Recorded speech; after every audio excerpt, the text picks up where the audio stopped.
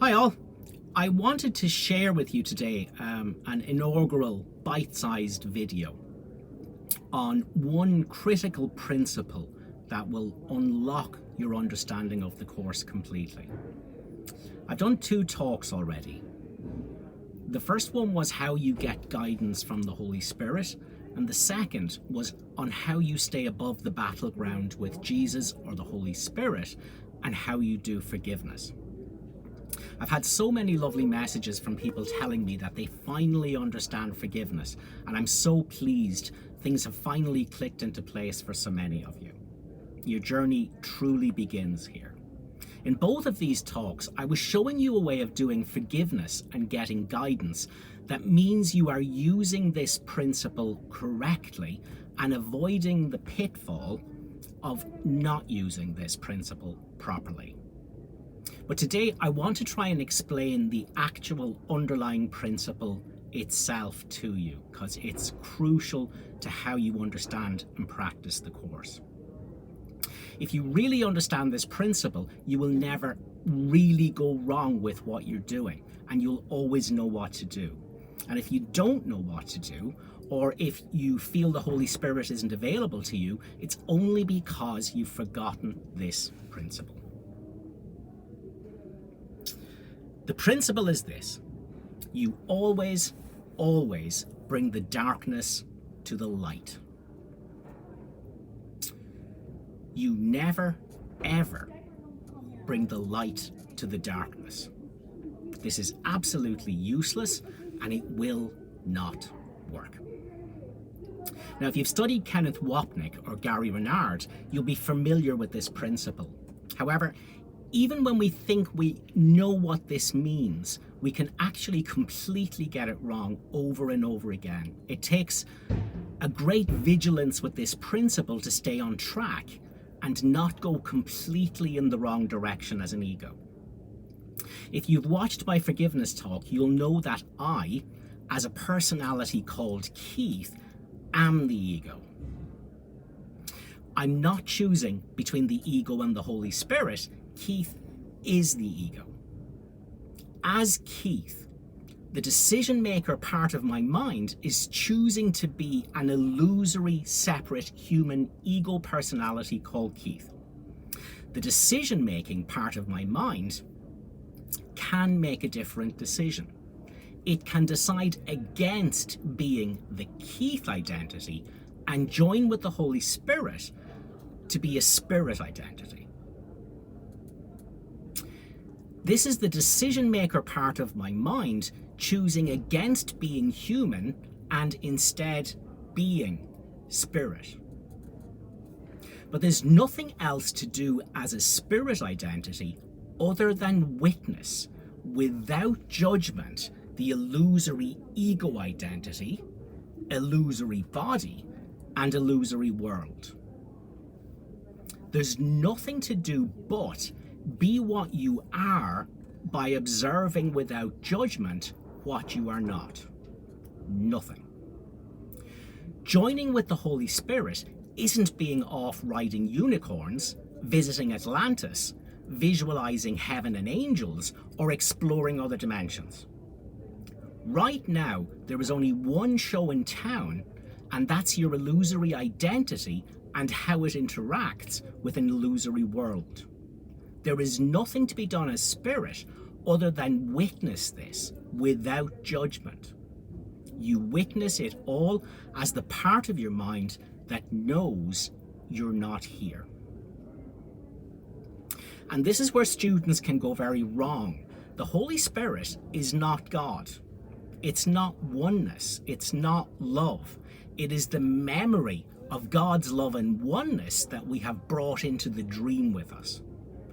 The sole purpose of this light in our mind is to undo error, to undo the illusion of separate identity. This entire world and my ego personality as Keith testifies that the separation from God is real. The Holy Spirit is the part of my mind that remembers God's love and oneness and therefore knows that separate identity is impossible. I'm not Keith and I'm not in the world. The world and my unhappy me identity is the denial of God's love and oneness. The only purpose of the Holy Spirit is to answer that denial of God with the remembrance of God. It is the denial of truth. This illusory world and my ego identity as Keith is the darkness. The Holy Spirit is the light in my mind, which, by its very presence, proves the darkness isn't real. But I have to join with that presence to know this proof. When I join with the Holy Spirit, I do not escape from the world and from Keith. It's not escapism. It is not the disappearance of the world and the disappearance of Keith. It is not a bliss I can choose instead of Keith and the world. Instead, it is the bliss I bring to the world and Keith. I shine this peace at the world and Keith. To all the things of the world that seem to question and contradict God, I shine my identity as Spirit as the answer. The sole purpose of the Holy Spirit is to undo the decision to be an ego. Let me repeat that. The sole purpose of the Holy Spirit is to undo the decision to be an ego. That means you join with the Holy Spirit, which means you become one with the Holy Spirit. To spend time with your ego without judging it. In this way, you bring the darkness to the light. The only reason for joining with the Holy Spirit is to spend time with your ego without judging it. If I, Keith, invoke the Holy Spirit, it is the darkness trying to bring the light to itself as the darkness. And this can't work. Instead, I must first choose against my Keith identity so I can join with the Holy Spirit. And the way you do that is by looking at your ego identity without judging it. This automatically joins you with the Holy Spirit. My ego Keith identity can only judge and have opinions. It cannot not judge. The part of my mind that can watch the grievances in my ego mind without judging myself for them, that can simply witness them, is me joined with the Holy Spirit. As Spirit, I can't judge. If I do, I'm no longer Spirit. So the golden rule is that you feel your Spirit identity first and then look without judgment at the darkness of your ego identity. Now that's why in my talk on guidance, I stress the importance of not asking as an ego for specific advice from the Holy Spirit. This would be the darkness, Keith, trying to bring the light to itself as the darkness. Instead, the whole talk was about deciding against the ego and its illusory problems and wanting only to join with the love and peace of the Holy Spirit. If you do that, you'll also know what decisions to make. You've joined with the light first, and then darkness is brought to the light that you are. You're not calling the light to you as the darkness of ego identity of Keith. This is also why in my talk on how you do forgiveness, you join Jesus in the cinema and look at your ego identity without judging it. The you that's in the cinema with Jesus is you joined with the light. The ego you're looking at is the darkness. You've joined first with the light, and now you're looking at your ego darkness. This is how you bring the darkness to the light that you now are. So again, the principle here is that you don't try to practice anything of this course as an ego. That's the darkness trying to call the light to itself. You must first join with the light and then look at the darkness. That's how you bring the darkness to the light. You must first be the light. You do this by looking at your ego without judging it or being it. And then that's what you keep doing. You must be the light first and only then look at the darkness.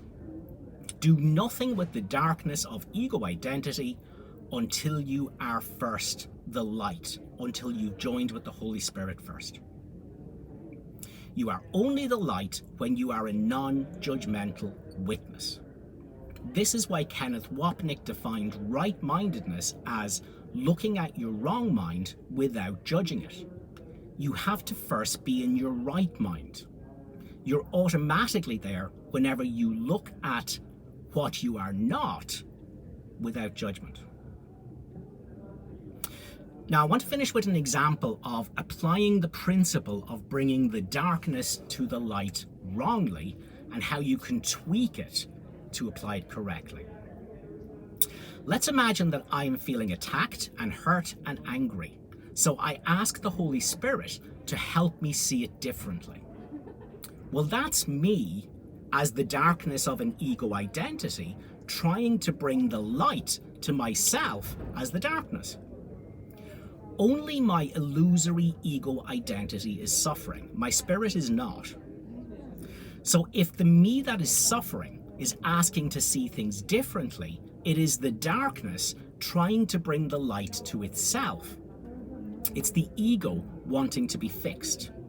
This won't work. Remember the principle. You must bring the darkness to the light. You can only do that by being the light first, and then looking at the darkness of your ego identity. So how do you do it properly? Crucially, you first remind yourself that you are not your ego identity. My identity as Keith is an illusion. I'm not the suffering ego. What I am is the spirit that can look at this suffering ego without judgment. So rather than asking as an ego to see things differently, you have to stop being an ego by being that which can witness the ego without judging it. This is why the technique of being in the movie theater with Jesus is so helpful. It does this identity switch for you. You look at your suffering on the big screen with Jesus or the Holy Spirit beside you and ask, what does it have to do with me? What does what's happening to illusory movie me have to do with the me that's here watching it with the love and peace of Jesus? In the cinema, I am the light, and what's happening on the screen, my ego, is the darkness that's brought to me as the light. So hopefully that might give you an insight into why guidance and forgiveness is done a certain way. You cannot bring the light of the Holy Spirit to the darkness of your ego identity. You must choose against your ego identity first and be one with the light. Then you shine that light at the darkness of your ego identity. So I hope that makes sense, guys, and we'll catch you with another video real soon.